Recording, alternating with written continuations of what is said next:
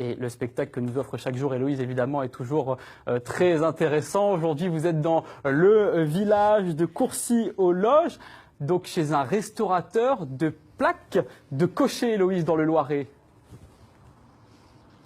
Bonjour Jérémy, bonjour à tous. Oui, ce sera un peu moins strass et paillettes que de votre côté. Nous, on va plutôt parler de patrimoine et de restauration, de plaques de cocher. C'est quoi? C'est ce qui est juste ici, au-dessus de mon épaule. En gros, c'est l'ancêtre de nos panneaux d'indication d'aujourd'hui. Et ces panneaux-là, en fait, il y en a eu un petit peu partout en France, les plaques de cocher, à partir de 1835 et jusqu'à la Première Guerre mondiale.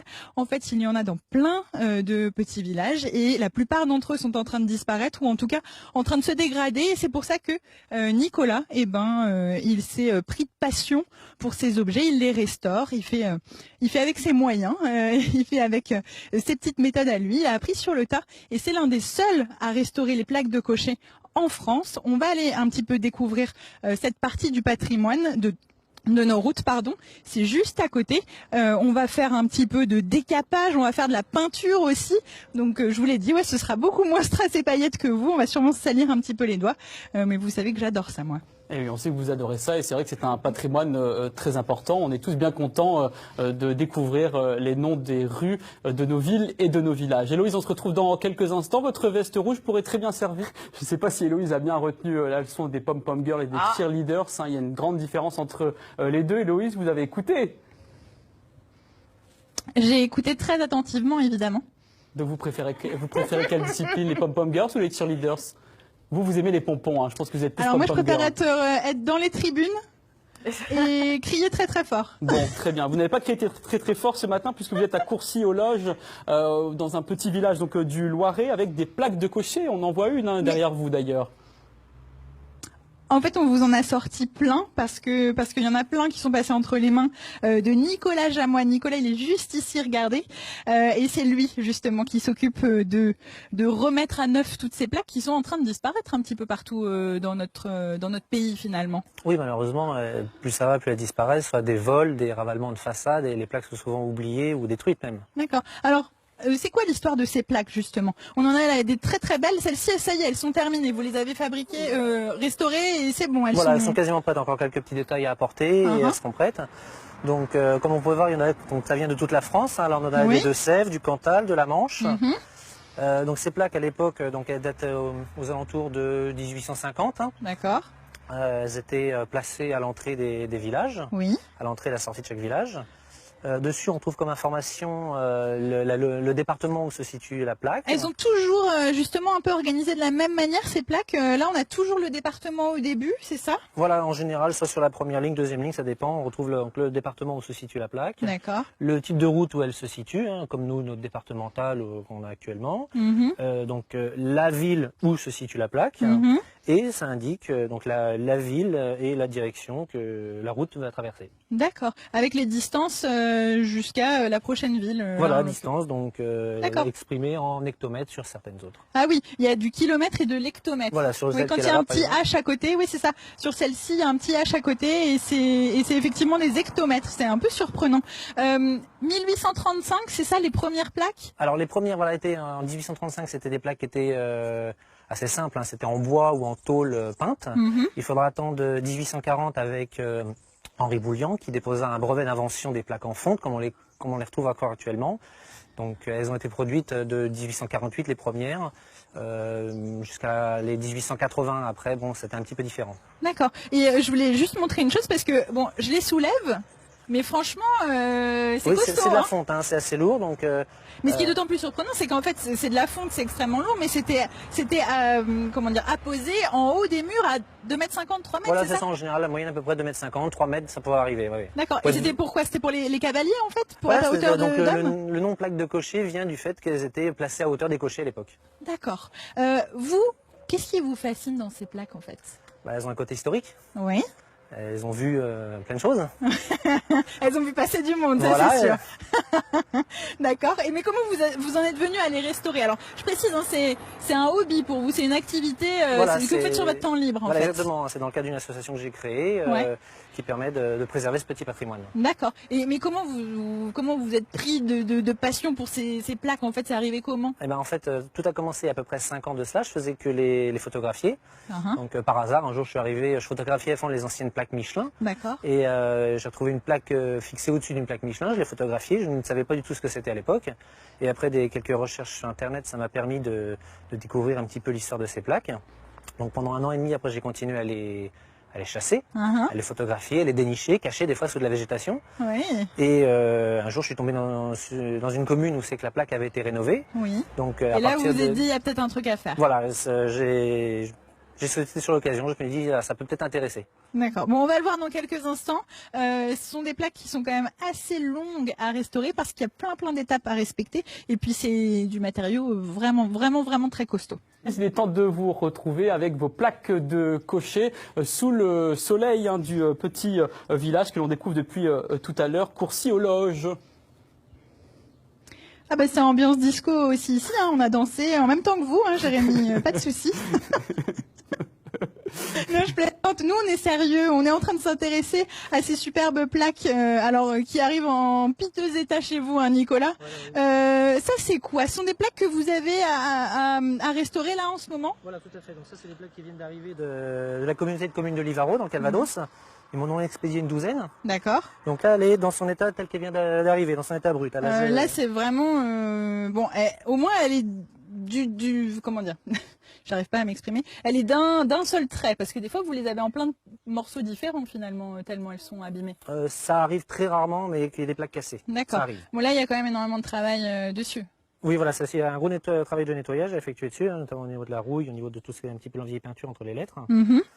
Donc quand on a commencé à la nettoyer, là sur celle-ci j'ai commencé un petit peu. D'accord, ça c'est pareil, c'est le même lot, hein, c'est voilà, partie des 12. Ça vient du même secteur, elle était exactement dans le même état. Là vous l'avez déjà travaillé. Voilà, voilà, sur la partie entre les lettres elle a déjà été nettoyée, il restera affiné entre chaque lettre. Donc on voit le bleu qui est en dessous. Voilà, elle est arrivée comme ça au début. D'accord. Donc là ça a été commencé à être nettoyé. Et c'est quoi le orange? C'est un anti-rouille d'époque. D'accord, parce qu'on mettait déjà de l'anti-rouille à l'époque. Oui, ils mettaient déjà de l'anti-rouille, à base de plomb, hein, malheureusement, à cette époque-là, ils ne connaissaient pas. Oui.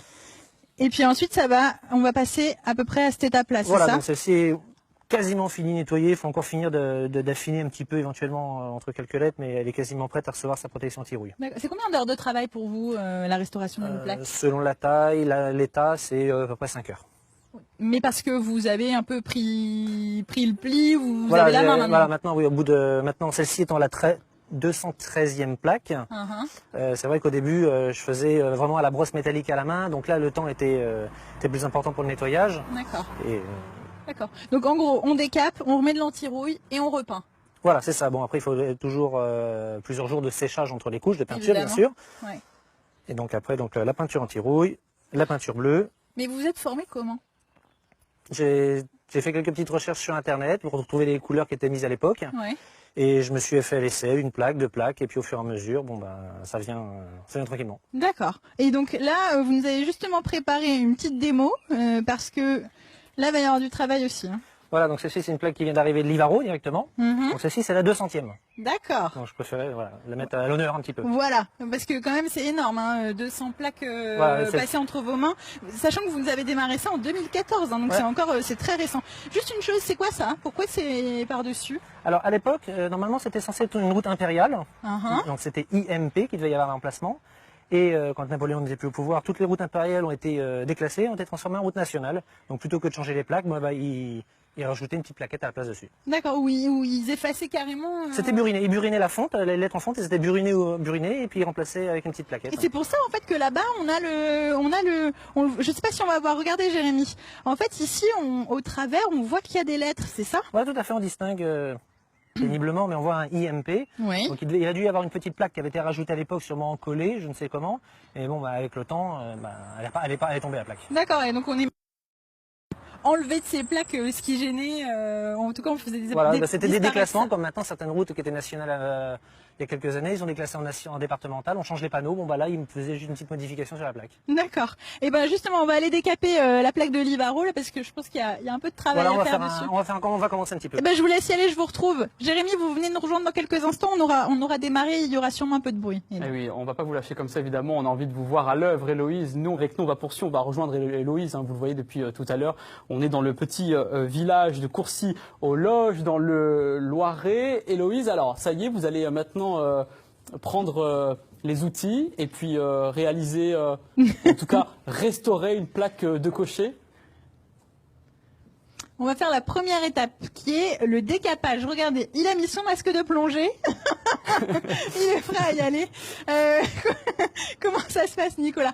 On procède de quelle manière? Là, je vais commencer avec la plus grosse des brosses que j'utilise pour vraiment enlever le plus gros de la peinture et de la rouille. J'utilise par la suite une autre brosse métallique plus fine pour affiner. D'accord. Et c'est vous, avec vos petits moyens, vous vous êtes dit, tiens, je vais procéder de cette manière-là? J'ai fait plusieurs essais. J'ai eu d'autres brosses avant et là, je viens de trouver celle-ci qui me paraît plutôt efficace. Plutôt opérationnelle. Ouais. Ok. Vous mettez le masque? Voilà, lunettes obligatoires. Ouais, parce qu'il y a des petites projections, alors c'est pour ça qu'on fait gaffe. Et ben je vous laisse démarrer. Oui. On fait un petit point. Alors vous allez attaquer quoi? Livaro? Voilà, je vais commencer par le Livaro. Ok, c'est parti.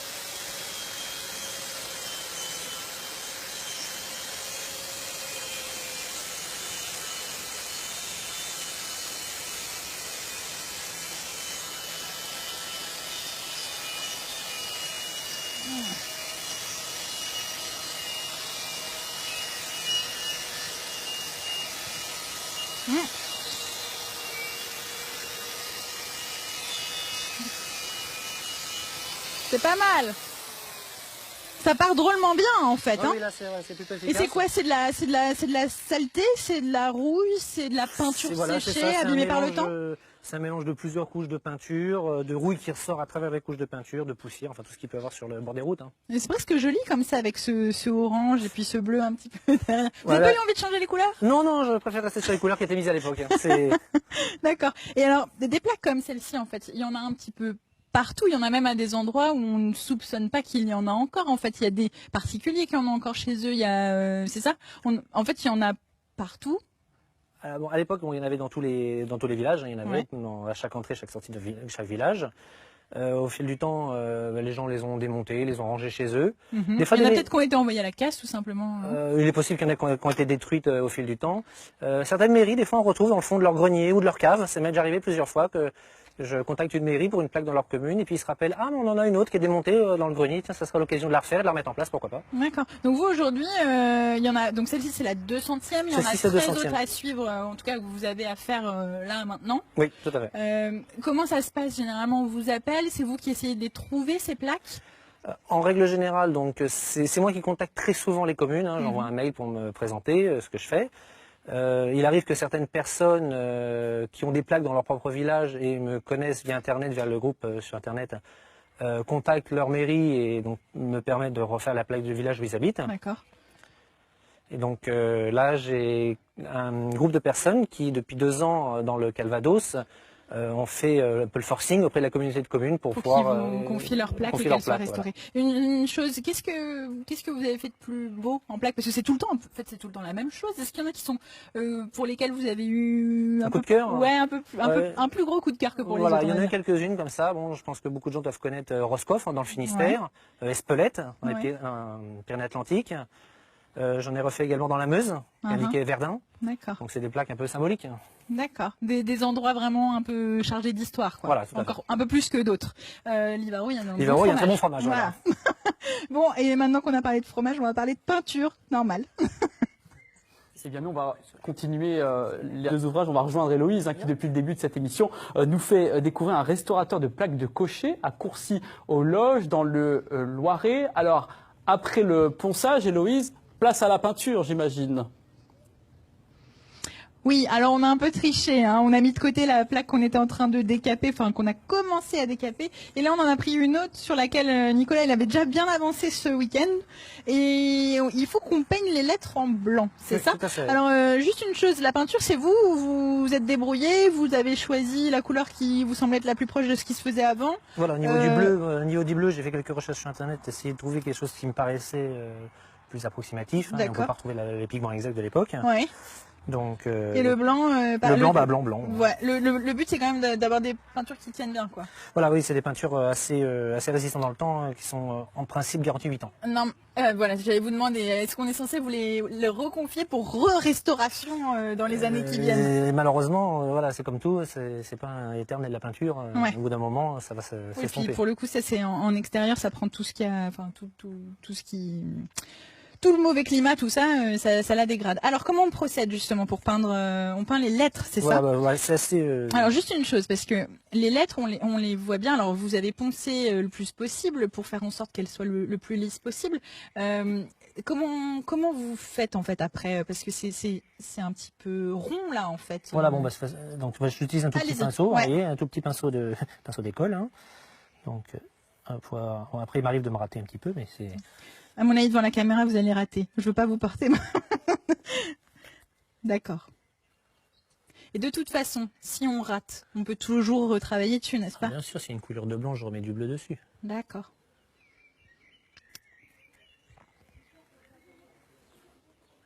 Ça a l'air tout bête. Non? C'est tout bête ou pas? Bah, disons que comme j'ai l'habitude, c'est vrai que mes premières plaques ont été, c'était long à faire. Maintenant, je commence à avoir l'habitude, donc j'arrive à faire plus rapidement, à avoir le geste plus sûr. D'accord. Donc, vous avez créé une association maintenant pour qu'on puisse vous trouver facilement, parce que finalement, vous êtes seul en France à faire ça? Voilà, il y a quelques personnes qui, dans leur département, de leur propre initiative, ont rénové la plaque de leur commune ou d'une commune voisine. Mais à l'heure d'aujourd'hui, ou alors il ne s'est pas fait connaître encore, mais je suis le seul à en avoir fait autant. D'accord, mais il y a quand même toute une communauté de gens autour de vous que ça intéresse et qui sont, je dirais, un peu fiers que vous revalorisiez un peu ce patrimoine parce que ça se perd un peu partout, quoi. Voilà, donc ce que j'ai fait, c'est qu'il y a 2 ans, j'utilise les réseaux sociaux, j'utilise sur Facebook, donc j'ai créé un groupe. Il y a 250 membres inscrits qui partout en France photographient des plaques au gré de leur sortie, de leur promenade, les mettent en ligne et donc qui permettent ainsi de localiser un petit peu où il y en a déjà. Voilà, les localiser exactement et quand moi je récupère les données et ça me permet de contacter les municipalités pour leur proposer. Est-ce que vous me laissez faire le L? Ah oui, allez-y. J'essaye pour me rendre compte. Il y a une technique particulière ou pas? Je laisse faire. Il faut rester sur le dessus, hein, oui, c'est ça? Oui, tout à fait, oui. Il faut faire attention au volume, j'imagine. Ah ouais, vous faites ça. En fait, oui, ça se... C'est pas trop mal, non? Oh, je l'ai fait couler sur le côté. Ne vous inquiétez pas, je repasse toujours une deuxième fois. Bon, vous allez être obligé de repasser après moi. Hein.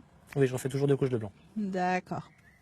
C'est là que c'est compliqué, c'est quand la lettre s'affine un petit peu, non? Oui, certaines lettres sont plus difficiles que d'autres à faire. Oui, et puis en fait, il faut aussi que ce soit suffisamment, qu'il y ait suffisamment de peinture pour que ce soit pas, pour qu'on découvre pas le bleu en dessous. C'est ça, en fait. voilà, une épaisseur suffisamment importante sans.